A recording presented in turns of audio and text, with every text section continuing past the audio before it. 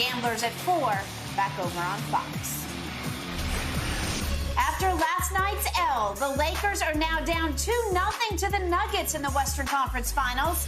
LeBron is averaging 24 points, 10 boards, 9 assists in this series. However, here's a part of the problem. 0 of 10 from three-point land. He's also shooting just 36% from the floor in the fourth quarter. He's turned the ball over 3 times.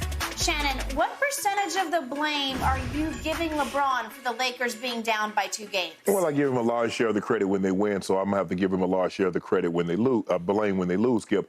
But, I mean, why if the Lakers win this series, Skip, you do realize they would have beaten the 3 teams with the 3 best home records in the NBA. Yep. Memphis had the best home record, 35-6. All right. The Nuggets got the second best home record, 34-7. Got it. The Warriors got the third best home record, 33-8. Okay. So why should the Lakers have won any of those games, considering that those 3 combined teams only lost 21 games out of over 120 games all year? Were they in position to win both games, you can argue? Well, Skip, yes. I mean, if there's 40+ cars on a racetrack. I mean, if I'm at the back of am I not in position to win? Yeah, I got a car and I'm on the track. Doesn't mean anything. It doesn't give you a great chance. These teams are where they are for a reason. The first, second, and third. I think the Warriors were the 3. No, the Warriors were the 4 seed. Yeah. 4 seed. Okay. Nah, Skip, look. We got to stop acting like Nikola Jokic. Do you realize that he's on that team?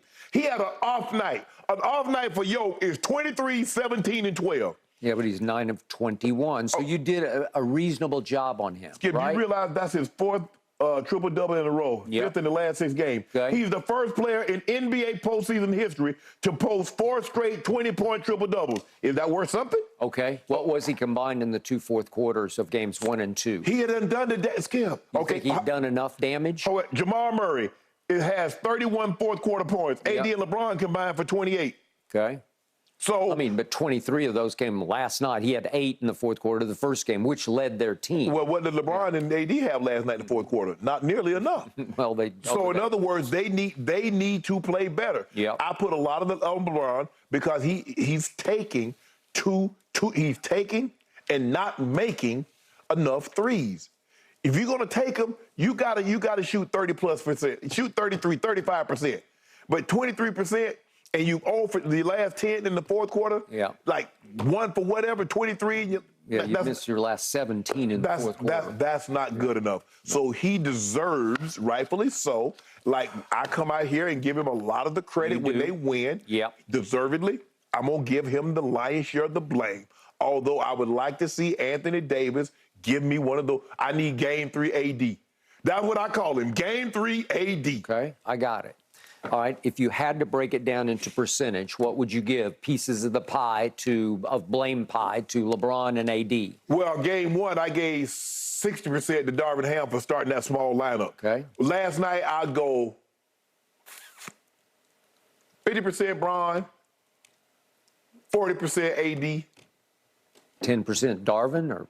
No, we divvy that up. Whoever you want to give it to. Okay, so let's do, for the 2 games total, you still giving Darvin 10, 15%? Yeah, because I just think that small lineup, I don't know what made him think. Skip, that great rebounding team, we talked about that was one of the keys, getting on the glass. Because remember, the Warriors are a horrible rebounding team, a very small team. They out-rebounded the Lakers with 1 big. Okay. For me, Darvin's 3-guard lineup, as I call them, the 3 bland mice, because they were just bland, got offset and undercut and overshadowed by his move of putting Hachimura straight up on Yoke in the fourth quarter, because it flat out worked. And all of a sudden, he goes from historical 3-quarter numbers to 0 for 2 in the fourth and made 3 free throws. That was it. Last night, 0 for 4 and no free throws. So strategically, they are correct on him. Right. So I'm going to say that offsets. So I think Darvin right now is sort of above and beyond any blame. I don't look. Well, he keep putting D'Lo out there. Okay, all right. Well, you can make that case. Maybe I should give him 5%. But okay. Here's the point. This question comes down to, did they have a chance to win Game 1 and Game 2? Yes, they did. Yeah. You have to admit, they did have opportunities to win both games. Yeah. who's the most valuable? We go semantics back and forth. Who's the most valuable Laker or the most important, or however you want to define it? What is it? We go, who? I mean, AD is much younger than LeBron, so is he more valuable just because he's the younger player? He's the bigger player. He's the more dominant player when he gets on a roll, when he actually shows up for a game, right? So I don't know which one it is, but to me, it's sort of 50-50 in value. You need both of them. Right. But in the end, in the fourth quarter, I actually trust LeBron more in the fourth quarter than I trust AD. Oh, but like in the end, push comes to shove.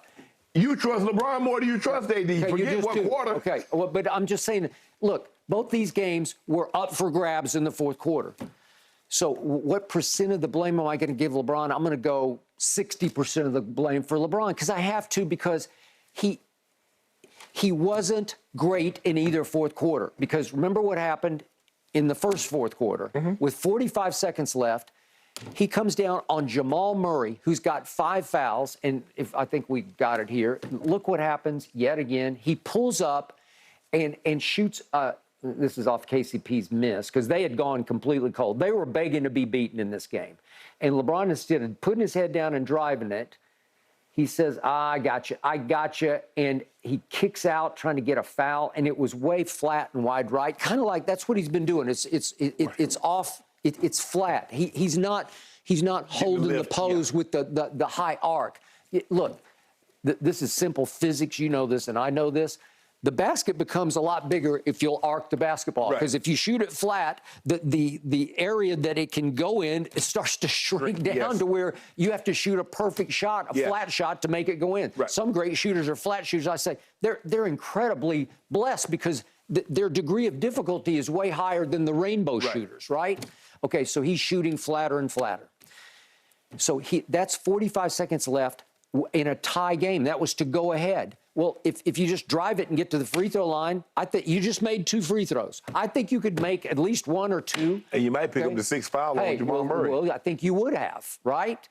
It was made to order. It was screaming, LeBron, just drive the basketball, which is I've been beating on the table over here since like 2004. Just drive it. And then he did have, they still had a ghost of a chance late, and he gets the ball in the lane off an Austin Reeves kick, and he tries to go between his legs, and Jamal Murray, who's not playing very well at this point, certainly in the totality of the game, here's Austin Reeves, drives it, kicks it to LeBron, who goes between his legs and loses the ball, and Yoke gets it. Okay, so it was a fairly crucial late turnover. Then what happens last night? Well, we got the 3 missed threes. I'm not going to show him again because I don't want to beat him over the head. He's gone over the cliff on the three-point shoot. He's missed his last 17 in these playoffs from 3. He's 0 for 10 against Denver from 3. We got it. But he had a layup.